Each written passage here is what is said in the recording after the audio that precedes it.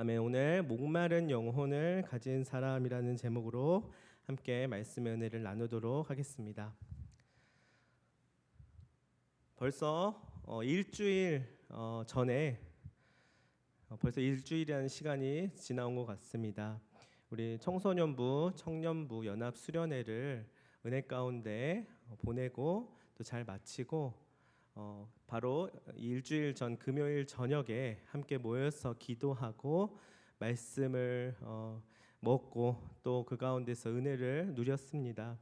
그리고 나서 주일까지 잘 마무리하고요.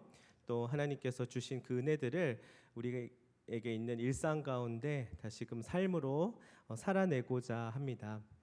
여러분들 가운데 그 삶의 순간순간들마다 하나님께서 말씀하시는 메시지들이 각 사람들에게 있을 텐데, 오늘 이 말씀을 통하여서 요한복음에 나와 있는 이 말씀의 메시지가 여러분들의 가슴속에 꼭 기억되어질 수 있기를 바랍니다.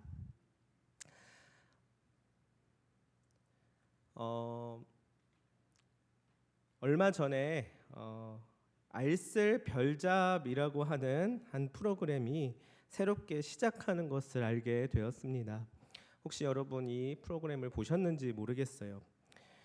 이 프로그램은요, 사실 예전에 몇 해 전에 알쓸 신잡이라고 하는 그 프로그램의 후속으로 나온 프로그램입니다. 4명의 잡학다식한 그런 사람들을 통하여서 다양한 주제들을 가지고 토론을 하는 내용을 담고 있어요. 그동안 이 알쓸 신잡이라고 하는 프로그램이 인기를 끌고 또 많은 유익함을 전달해 주니까 그 후로도 후속편들이 계속 나왔습니다. 또 알쓸 범잡, 알쓸 인잡 등 이 알쓸 시리즈가 대중들로부터 많은 영향을 받아왔습니다. 그리고 나서 이번에 나온 것이 이 알쓸 별잡이라고 하는 것인데요. 이번에는 과연 어떤 내용들을 다루게 될까라는 궁금증을 가지게 하였습니다. 왜냐하면 요즘과 같은 빠르게 변화하는 시대 가운데서 누군가는 이 시대와 사람과 또한 사회와 세상에 대하여서 진지하게 다루어주고 또한 해석해주고 나름대로의 방향성을 설정해주는 작업이 꼭 필요하다는 생각을 하였기 때문입니다. 제가 보기에는 이 프로그램이 그 역할을 거짐 잘 해주고 있다라는 생각이 듭니다. 그래서 처음 그냥 프로그램으로 론칭이 돼서 나오고 그 후로 끝나지 않고 계속 연결해서 인기를 끌고 있다는 생각이 듭니다. 그런데 확실히 요즘과 같은 시대에는 자신이 보고 싶은 것들만 골라서 보는 시대가 되었다고 말해도 과언이 아닐 텐데요. 그러다 보니 자신의 그런 기호와 재미에 따라서 선택적으로 이제 보게 됩니다. 그리고 그것에 따라서 또한 알을 추구하게 됩니다. 이제 인터넷을 통하여서 그런 정서가 확산이 되었는데 공중파나 TV 프로그램에서도 이제 그런 것들을 감안해서 소위 말해 먹히는 컨셉이나 소재를 다뤄야 시청률이 유지가 될 수 있다라고 여기게 됩니다. 그래서 시청률이 잘 안 나오는 사실 교양 프로그램이라든지 또 지식 기반한 프로그램들은 안 내보내고 기피하는 경향들이 있다고 합니다. 그런데요, 이러한 교양 프로그램과 같은 성격을 그야말로 방금 말했었던 이 알쓸 시리즈는 예능으로 확 풀어가지고 소화시켜서 많은 사람들한테 비록 이것이 그냥 놀고 게임하는 프로그램은 아니지만 많은 삶에 대한 이야기들, 사람에 대한 이야기들, 또한 세상에 대한 이야기들, 이런 것들을 사실 교양 프로그램에서 많이 다루는 내용들일 텐데 그것을 예능 가운데에서 잘 녹아들이게 해서 전파하게 되었습니다. 그래서 이제 이것이 성공하게 되었지 않나 생각할 수 있습니다. 그러나 엄밀히 말하면 이것이 아무리 잘 된다 하여도 우리가 보고 싶어하고 우리에게 재미와 또 우리를 자극시켜주는 그런 컨텐츠를 따라가지는 못할 거예요. 예를 들면 뭐 여행에 대한 프로그램이라든지 또 요즘 많이 좋아하는 먹방, 이 먹는 것에 대한 또는 요리 프로그램이라든지 그런 것들이 굉장히 인기를 끌고 있기 때문에 그것을 따라가지는 못할 것입니다. 그럼에도 불구하고 저는 이 프로그램이 가지고 있는 분명한 수요가 있다라는 생각을 합니다. 왜냐하면 조금 전에도 말씀드렸다시피 현대를 살아가고 있는 이 현대인들이 누군가는 이 사회에 대하여서 나 자신이라고 하는 한 사람에 대하여서 그리고 이 세상에 대하여서 우리 알쓸 범잡, 뭐 인잡 그리고 이번에 별잡이라고 하는 것은 이 지구별에 대한 이야기를 또 이야기한다고 해요. 이 지구에 대하여서 내가 사는 곳에 대하여서 인잡, 나, 사람이라는 것에 대하여서 그리고 사람 사는 세상에 있는 뭐 범죄라든지 그런 세상에 대하여서 누군가는 정리해 줘야 되고요. 누군가는 그것을 해석해 줘야 되고요. 누군가는 그것을 조금 나은 방향으로 선한 방향으로 괜찮은 내가 조금 그 마음을 품어도 될 만한 그런 방향으로 이끌어주는 작업을 해주었으면 한다라고 하는 그런 수요가 있다는 것입니다. 그런 방향성을 누군가는 제시해 주었으면 하는 우리 모두의 갈망이 있다는 것이지요. 그게 바로 정신없이 이 현대를 살아가는 사람들의 목마른 갈증일지도 모르겠습니다. 그런데요, 사실은 교회가 그 역할을 원래는 수행하였다 해도 과언이 아니었습니다.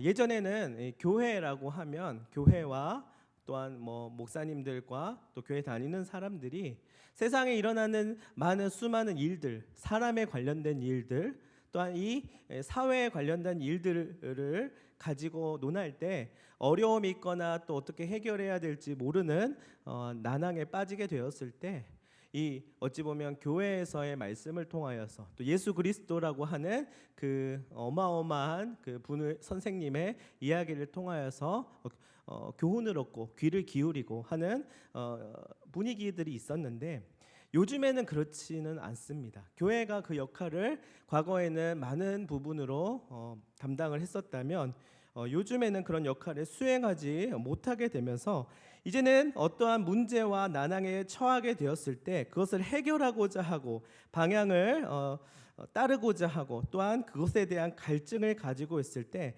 다른 것들을 통하여서 그것을 채우고자 하는 우리 현대인들의 모습을 보게 됩니다. 삶을 묻고 세상을 논하고 사회를 진단하며 행복을 추구할 때 그들 나름대로 좋은 방향으로 나아가고 싶기 때문에 나름대로 최선을 다하여서 노력을 하지만요. 사실은 그럼에도 불구하고 이 우리가 살아가고 있는 세상과 나라고 하는 사람과 또한 사회 가운데서 이 빼놓지 말아야 할 정점이 있다는 것을 꼭 기억해야만 합니다. 그것은 바로 이 세상을 지으시고 사람을 만드시고 또한 주관하시고 이 세상의 처음과 나중 되시는 하나님을 빠뜨려서는 안 된다는 것이죠. 왜냐하면 그 모든 것의 정점이 되시는 분이 바로 우리 하나님이시기 때문입니다. 최후의 결말을 알지 못하는 그 많은 사람들이 하나님을 알았을 때에 바로 나라는 사람에 대하여서도 알아가고요, 세상에 대하여서 알아가고 또한 사회에 대하여서도 알아갈 수 있는 큰 깨달음들이 있을 텐데 하나님을 몰랐을 때는 이 부분들만 보게 되는 경향들이 있습니다. 그래서 우리는 하나님을 알고 하나님을 통하여서 하나님의 말씀을 가지고 삶을 살아가고 세상을 바라봐야만 할 것입니다. 그런데 그러한 모습을 취하지 못하는 가장 큰 이유가 있으니 그것은 바로 우리에게 처해 있는 지금의 현실이 우리가 하나님을 생각하고 하나님을 통하여서 세상을 바라볼 수 있는 그러한 역량이 지금 되지 못하는 가장 큰 이유가 바로 우리 앞에 놓여 있는 현실의 문제들이 결국에는 내가 생각하고 내가 방향성을 가지고 하나님에 대해서 이야기하는 것보다 훨씬 크게 다가오기 때문입니다. 그래서 내게 있는 이 현실이 내 마음과 같지 않을 때 많은 사람들은 그 현실을 어떻게 해서든지 조금 풀어가고자 하나님이 아니라 하나님을 대체할 만한 그 어떠한 방법들을 더 찾게 되는지도 모르겠습니다. 그래서 뭐 프로그램이라든지 지식 기반한 어떠한 뭐 강의라든지 뭐 정보라든지 이런 것들을 추구하고, 또한 좀 나쁘게 말하면은 편법이라든지 세상에서 조금 살아남기에 좀 유리한 그런 방법이라든지 그런 것들을 조금 더 모으고 취합하고 그것을 좀 알려고 하는 경향들이 많이 있는 것 같아요. 그 이유는 바로 이 현실에 대하여서 이 사람들이 맞닥뜨렸을 때 그것을 자신이 이겨낼 수가 없고 그것을 부딪혔을 때 해결해 가지 못하기 때문입니다. 그런데 바로 그러한 상황에 처해 있었던 대표적인 사람이 오늘 우리가 읽었던 본문에 나와 있는 이 한 사마리아의 여인의 이야기를 통하여서 우리는 들여다볼 수 있습니다. 이 여인의 삶이 어떠했는지 우리가 읽은 본문을 통해서 잘 알 수 있습니다. 그녀는 당시 사회를 살아가는 한 그냥 평범한 사람이었는데요. 그저 한 사람으로서의 그저 아무 일 없는 삶을 살아간 것은 아니었습니다. 한마디로 말해서 자기에게 주어진 그야말로 어마어마한 현실을 그대로 맞닥뜨렸던 사람이에요.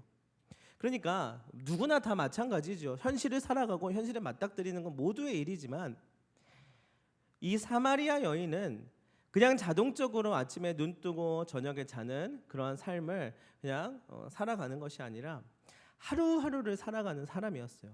그렇죠. 우리 뭐 다 하루하루 살아가는 사람은 맞습니다. 그러나 정말 그녀는 하루가 눈 뜨는 순간부터 또 마지막 잠을 자는 그 순간까지 너무나도 고통스러웠기 때문에 이 하루하루 사는 것이 마치 내 삶의 마지막인 것처럼 여기며 살아갔던 사람이었습니다. 왜냐하면요, 이 본문의 배경 가운데 보면 그녀에게는 남편 5이 있어 왔고요. 현재의 남편도 사실은 제 남편이 아니었다라고 이야기합니다. 정신을 차릴 수 없을 만큼 변화해가는 그 인생의 굴곡 속에서 최전선에서 살아갔던 사람이에요.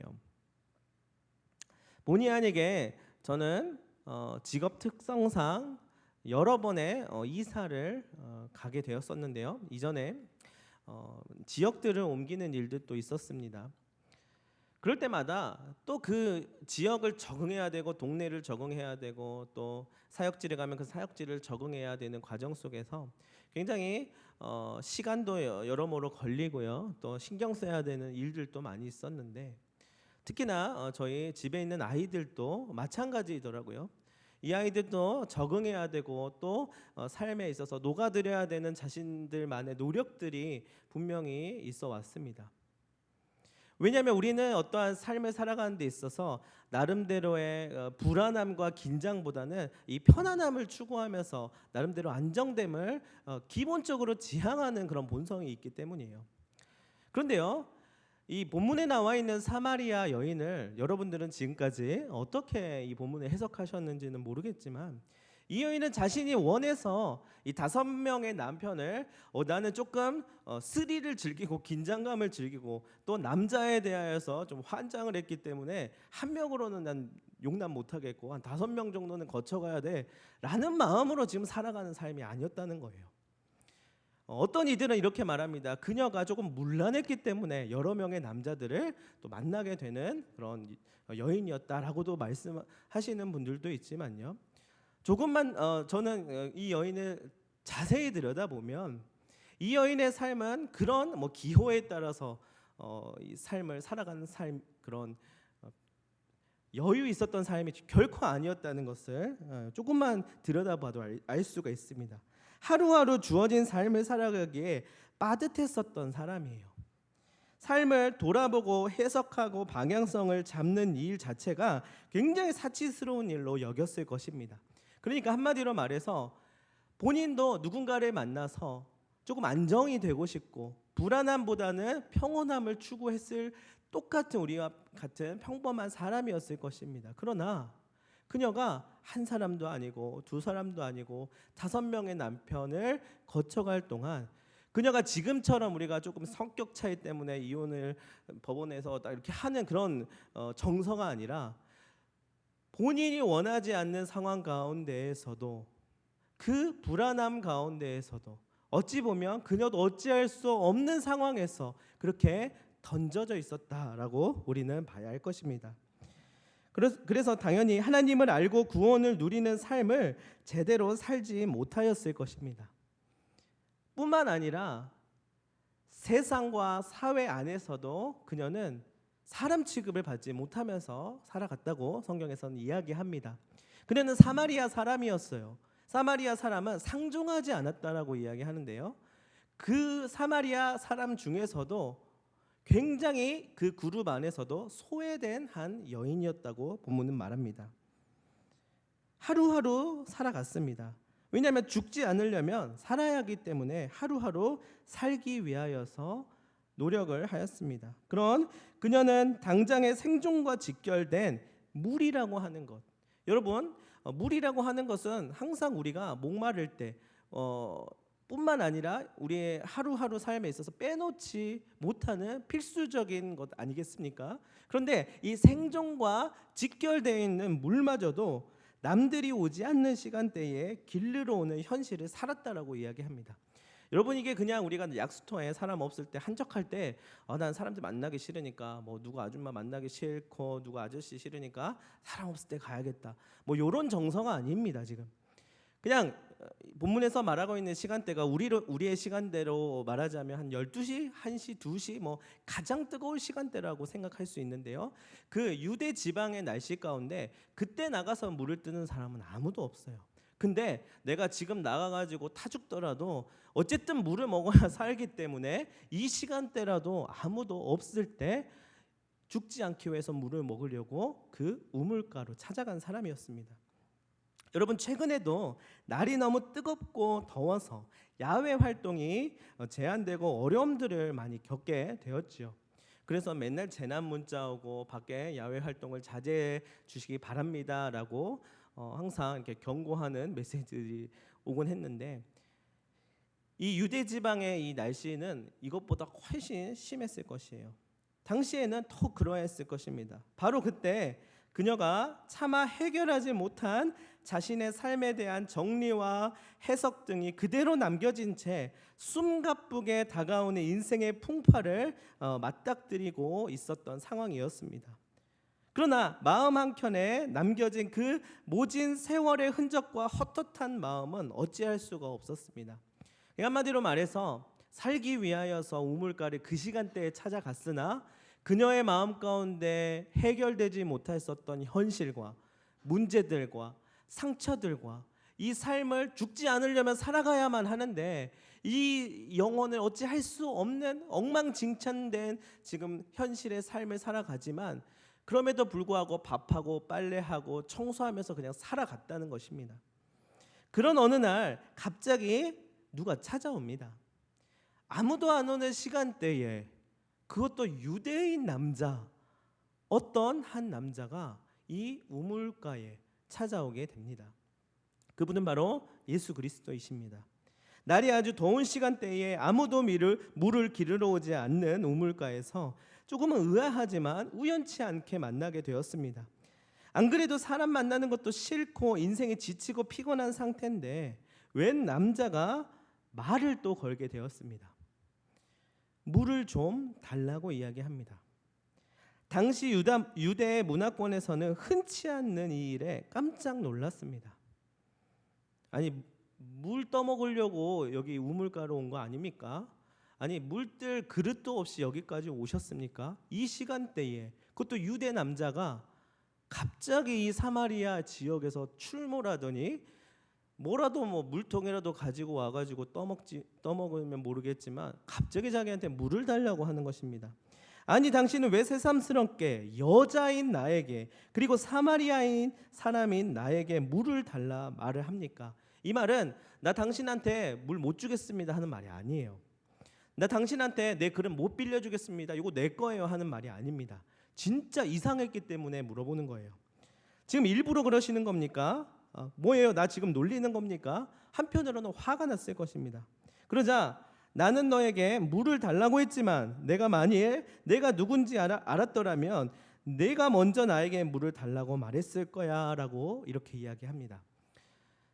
더 이상한 상황이 되었죠. 여기에서 말하는 이 물이라고 하는 것이 지금 우물가에서 떠먹는 물이 아니라 지금 예수님이 말하고 있는 물은 그 물을 말하는 것이 아닙니다.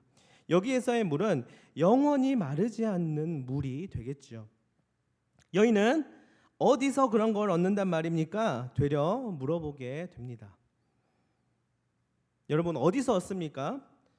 예수님께서 얻게 하신다는 것입니다.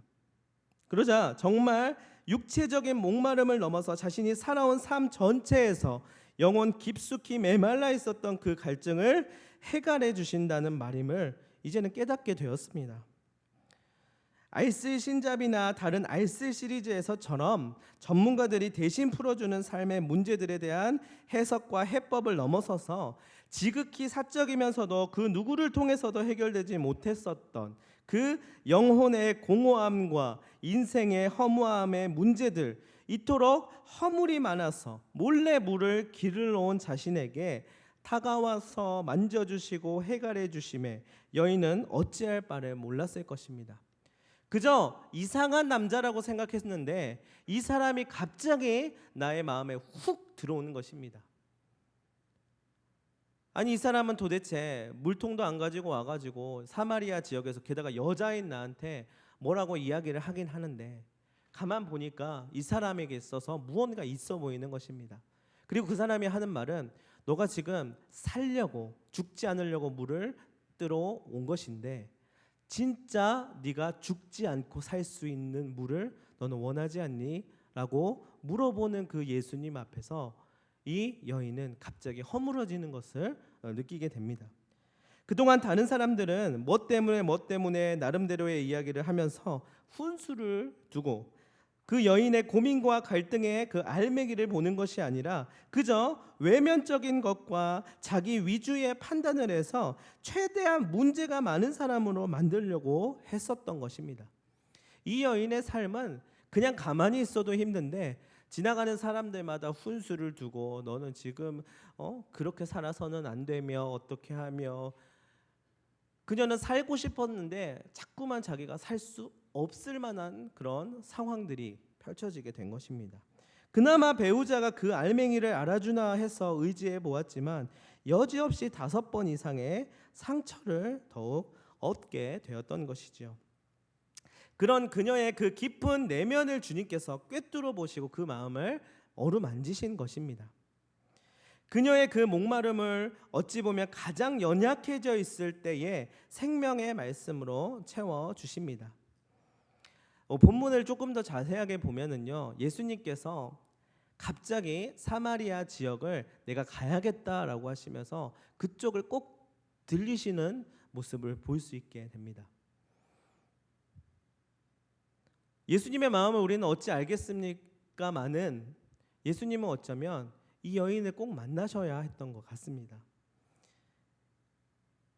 그리고 나서 어찌 보면 그 여인은 살려고 물을 뜨러가는 그 일상 가운데서 그 가장 연약해져 있었던 그 상황 가운데서 예수님을 만나고 나서요, 오늘 우리가 읽는 이 성경 가운데 기록이 되고 우리의 마음 가운데 무엇인가 메시지를 던져주는 어떠한 유명한 또는 귀한 사람으로 기억되게 되었습니다.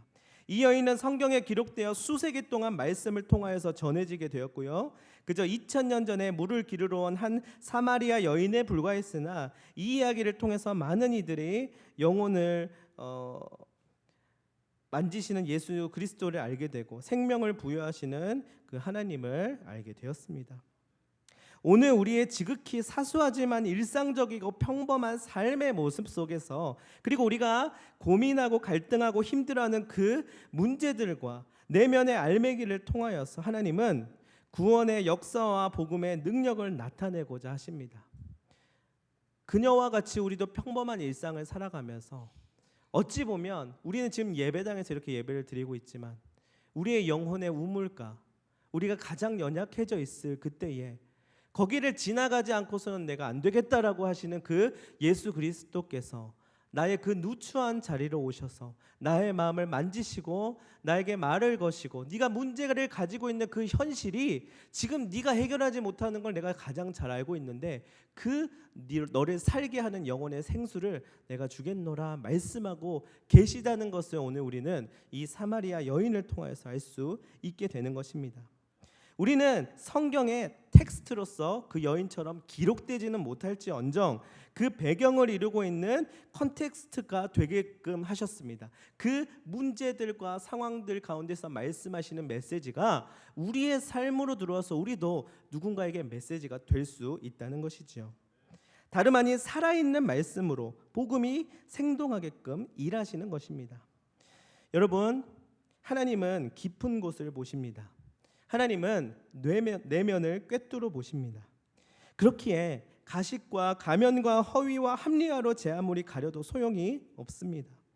우리가 간혹 부끄러움과 불안함과 열등감과 비교의식으로 얼룩져 있어서 숨어 있을 수 있지만 그러하여도 어쩔 수가 없습니다. 주님이 찾아오셔서 말을 거시고 내게 없는 그 생수를 내가 주고자 하노니 받아 먹으라 말씀하시면 우리의 그토록 어려웠던 문제들이 해결되고 갈등하고 있던 자아가 회복될 수 있습니다. 여러분, 그 하나님이 바로 여러분의 하나님이심을 믿으시길 바랍니다. 그러나 그 목마름이 정말 하나님으로는 해결이 되지 않는다고 여기는 사람들이 있습니다. 만약 그렇다면 그 목마름은 무엇으로 채워야만 하는 것입니까? 당연히 자신이 원하는 해가를 통해서일 것입니다. 다른 말로 말하면 욕망입니다. 바로 자신이 원하는 바를 이루고자 하는 욕구입니다. 다른 말로 말하면 살려고 그러는 것입니다.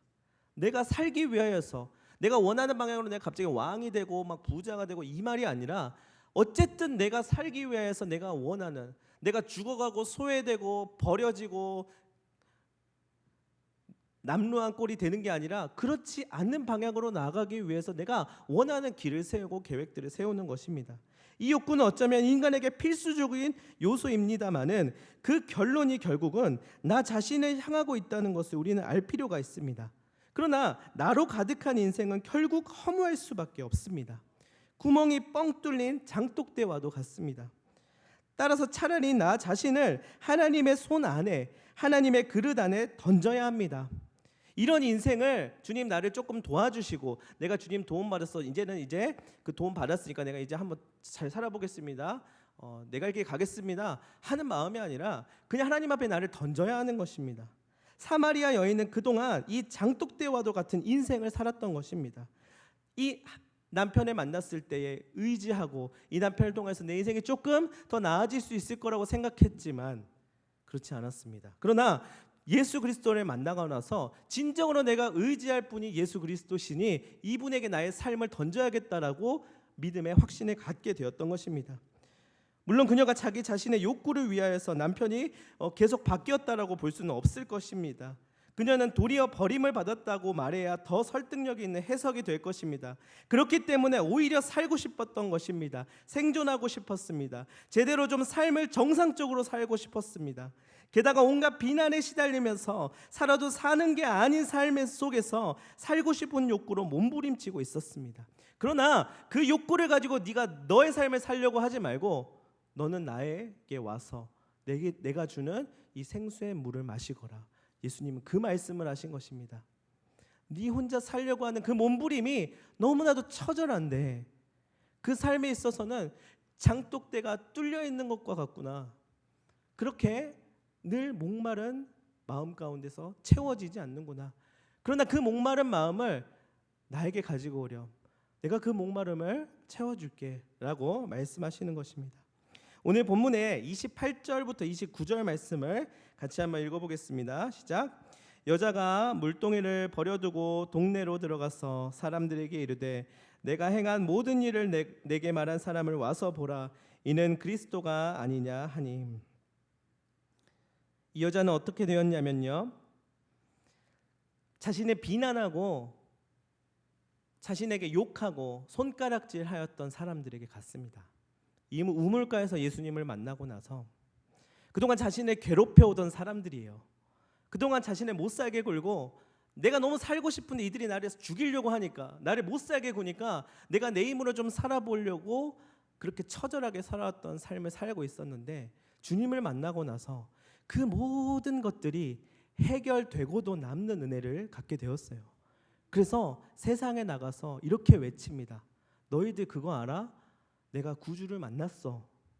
너희들 너무 모르고 그 사실을 이제까지 경험해보지 못하고 살아가지, 나는 그분을 만났는데 이제 너희도 그분을 만나게 돼야 될 줄로 나는 알고 믿어. 너희도 이 주님을 와서 좀 보기를 바래. 이 여인은 진정한 구원을 경험했던 것입니다. 여러분, 오늘 나를 부르시고 이끄시고 살게 하시는 이에게 우리 또한 우리의 삶의 모든 것을 던져야 할 것입니다. 그러면 오히려 당당해집니다. 자신 없고 숨어들고 늘 우리 마음이 불안한 가운데서 살아가지 않고 오히려 주님으로 인하여서 당당해질 것입니다. 혹 수많은 질문 속에서 항상 후회와 속상함 가운데 하루하루를 보내고 계시는 분들이 계십니까? 바로 그때가 예수님을 만나야 할 때입니다. 여러분에게 진정한 의미에서의 회복과 온전한 체험이 필요한 때입니다. 여러분, 그때 잠잠히 주님에게 나아가시기를 바랍니다.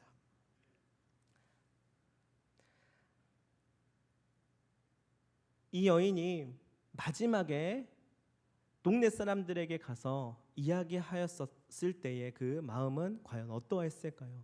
저는 이 여인을 묵상하면서 과연 이 여인이 깨달은 것은 무엇일까?